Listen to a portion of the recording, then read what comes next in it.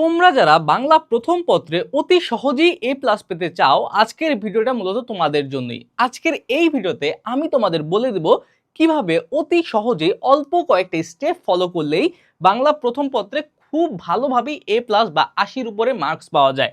দেখো, তোমাদের মধ্যে অনেকেই আছো যারা বাংলা প্রথম পত্রে খুবই খারাপ করো, খাতা ভর্তি লিখে যাও, কিন্তু তোমার রেজাল্ট ভালো আসে না, দেখা গেছে খুব অল্পই মার্কস আসে। এটার কারণ কি? এটার মূল কারণগুলো কি কি হতে পারে আগে আমরা সেটা নিয়ে আলোচনা করব, তারপর ওইগুলো আমরা কিভাবে ঠিক করে ফেলতে পারি তাও আমরা বলবো এই ভিডিও জুড়ে। দেখো, বাংলা প্রথম পত্রে আমাদের খারাপ হয় মূলত কি সব কারণে। ফার্স্ট অফ অল, আমরা এমসিকিউ খারাপ করি। এই এমসিকিউ যার খারাপ হবে সে কখনো A+ পাবে না। ওকে, তারপর হচ্ছে ক নাম্বার প্রশ্ন, অর্থাৎ জ্ঞানমূলক প্রশ্ন। খ নাম্বার অনুধাবন, সৃজনশীলের ক খ, এই দুটা যারা পারবে না তারা কখনোই A+ পাবে না। মোটামুটি শিওর থাকো, যদি ক খ খারাপ হয় গ ঘতে তুমি এমনিই মার্কস কম পাবা। তারপর আসি, অনেকে আছে গ ঘ ভালোভাবে লিখতে পারে না, সৃজনশীল কিভাবে অ্যান্সার করতে হয় ওইটাই তারা জানে না। তারা উদ্দীপকের গুরুত্ব অপরিসীম, অথবা উদ্দীপকটাই খাতায় তুলে দাও। এইভাবে কি আসলে মার্কস পাওয়া যায়?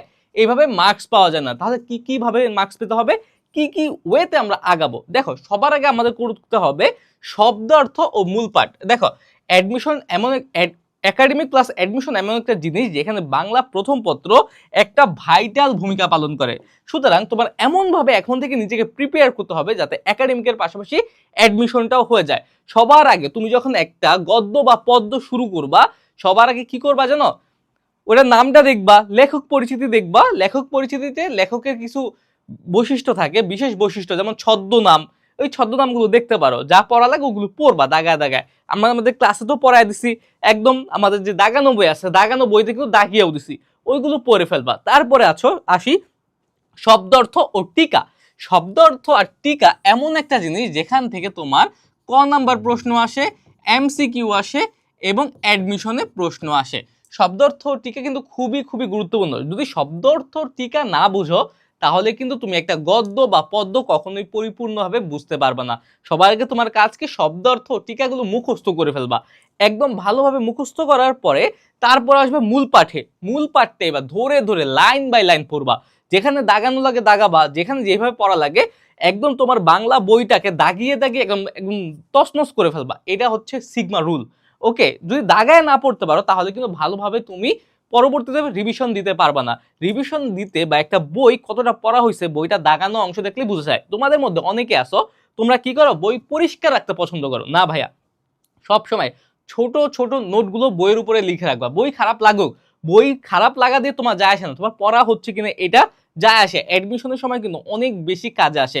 যেমন এটা কিভাবে তোমরা করতে পারো, আমাদের academic to admission AC to AD যে কোর্স আছে, ওই কোর্স 26/7 আছে। যে আমরা কিন্তু কি কি কয়েকটা পার্টে কিন্তু পড়াইছি। খুঁটিনাটি তথ্য পড়াইছি, তারপরে হচ্ছে কি পড়াইছি, লেখক পরিচিতি, পাঠ পরিচিতি, শব্দ অর্থ টিকা, অ্যাডমিশন পার্ট। আমাদের অ্যাডমিশন পার্টগুলো, তারপর শব্দের উৎস, তারপর ব্যাকরণিক বিশ্লেষণ, সকল কিছু কিন্তু পড়াইছি। এখন ব্যাকরণিক বিশ্লেষণগুলো তুমি যদি বই একটু লিখে রাখো সমস্যা আছে, খুঁটিনাটি তথ্যগুলো যদি বই একটু লিখে রাখো সমস্যা আছে, সমস্যা কিন্তু নাই। কারণ এইগুলো তোমাকে একাডেমিকে তো সাহায্য করবেই, তার পাশাপাশি ওই যে ঢাকা ভার্সিটির পরীক্ষা আছে না এইচএসসির পরে, ওই পরীক্ষায় তোমাকে অন্য সবার চেয়ে অনেক অনেক অনেক বেশি আগায় রাখবে। সুতরাং মূল পাঠটা এইভাবেই পড়া লাগবে। তারপর আসো, তোমরা যারা সৃজনশীল লিখো কিন্তু ভালো নাম্বার পাও না, তোমাদের কি করা উচিত? আমি সব সময় বলি ভাই, সব সময় বলি পাঠ পরিচিতিটা মুখস্থ করে ফেলবা। কারণ কি, সৃজনশীলের গ আর ঘ সরাসরি এই পাঠ পরিচিতি থেকে অ্যান্সার করা যায়। পাঠ পরিচিতি থেকে আরেকটা জিনিস তোমার খুব গুরুত্বপূর্ণ, সেটা হচ্ছে যে তোমার গদ্য বা পদ্য কোন বই থেকে নেওয়া হয়েছে, কোন পত্রিকা থেকে নেওয়া হয়েছে, বা কোন পত্রিকায় প্রকাশিত হয়েছে, এইটা কিন্তু তোমার পাঠ পরিচিতির শুরুতে দেওয়া থাকে।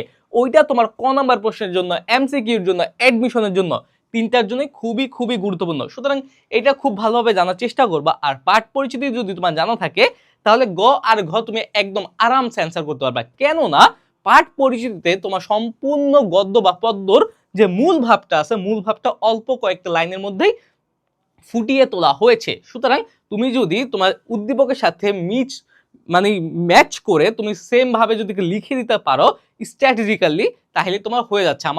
আমাদের যে ক্লাসগুলো আছে ওই ক্লাসগুলোতে কিন্তু আমরা বারবার দেখাই দিচ্ছি যে কিভাবে তুমি ম্যাচ করে লিখতে পারো এবং সামঞ্জস্যতা যাতে থাকে।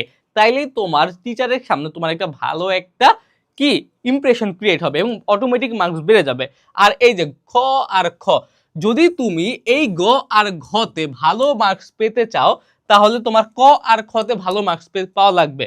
আর ক আর খ কিভাবে ভালো মার্কস পেতে পারো, এইটার মেইন ইয়ে হচ্ছে বিগত কয়েক বছরের বোর্ড প্রশ্ন সলভ করবা, এটা দিয়ে প্র্যাকটিস করবা। তার পাশাপাশি এই শব্দ অর্থ পড়বা, মূল ভাব দাগে দাগে পড়বা। মূল পাঠটা কি দাগে দাগে পড়লে একদম তোমার যত যা আছে সব ক্লিয়ার হয়ে যাবে। আমাদের যে দাগানো বই আছে না কোর্সের মধ্যে, দাগানো বইগুলো একবার দেখো, তাইলেই তুমি ক খ পারবা, গ ঘ পারবা। সুতরাং তোমার দাগানো বইগুলো তোমরা এই কোর্সে যাও, দাগানো বইগুলো পড়ো, তাইলে হয়ে যাচ্ছে। 80+ বাংলা প্রথম পত্রে পাওয়াটা একদম সুমন্ত্র সু, কোনো ব্যাপারই না, একদম ইজি।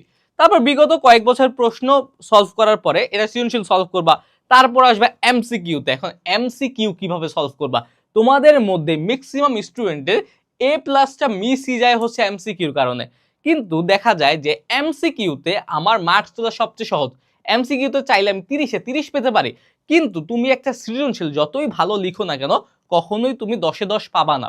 বরঞ্চ সর্বোচ্চ ভালো হলে 8 পাবা, 6 পাবা, 7 পাবা, কিন্তু 10-এ 10 কখনো পাবা না। যদি এমসিকিউতে ভালো করো তাহলে 10-এ 10 পাবা। এখন তোমাদের প্রশ্ন থাকতে পারে, ভাইয়া কিভাবে আমি এমসিকিউতে ভালো করব?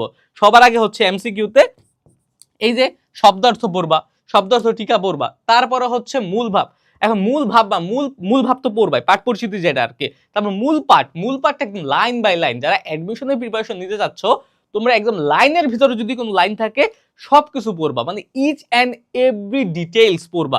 যেমন আমাদের নতুন যে বাংলা প্রথম পত্রের ক্লাসগুলো আছে সেইখানে দেখবা যা আমরা এক একটা কত গভীরে গিয়ে পড়িয়েছি, একদম ব্যাকরণিক বিশ্লেষণ থেকে শুরু করে সকল কিছু খুঁটিনাটি তথ্য যা কিছু আছে, অ্যাডমিশনের বিগত প্রশ্ন, তারপর একাডেমিক প্রশ্ন সব কিন্তু আমরা সলভ করে দিছি এই ক্লাসের মধ্যে। সুতরাং তোমরা চাইলে আমাদের এই কোর্সের ক্লাসগুলো করতে পারো, তাহলে তোমার আর কোনো প্যারা নেওয়াই লাগবে না।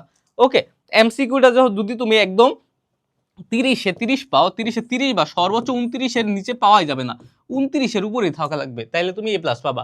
এখন এটার জন্য তোমার ভালোভাবে পড়া লাগবে। ওকে, এই কয়েকটা টেকনিক যদি ফলো করতে পারো, এই একটাও কিন্তু রকেট সায়েন্স না, কঠিন কিছু না, এই কয়েকটা তুমি পড়ো, আশা করা যায় যে বাংলা প্রথম পত্রে আল্লাহ ছাড়া কেউ তোমার A+ শেখাতে পারবে না। আর প্র্যাকটিস করতে হবে, বেশি বেশি প্র্যাকটিস করবা, পড়বা, ইনশাল্লাহ A+ তুমি পেয়ে যাবা। বাংলা প্রথম পত্রে A+ পাওয়া খুবই খুবই খুবই সহজ, ট্রাস্ট মি ভাইয়া। কয়েকদিন পরও কোনো সমস্যা থাকলে আমাকে বলো, আমি তোমাদের সলভ করে দেবো। ওকে, তাহলে আজকের ভিডিওটা এই পর্যন্তই থাকলো, আবার দেখা হবে, সেই পর্যন্ত সুস্থ থাকো, ভালো থাকো, আসসালামু আলাইকুম।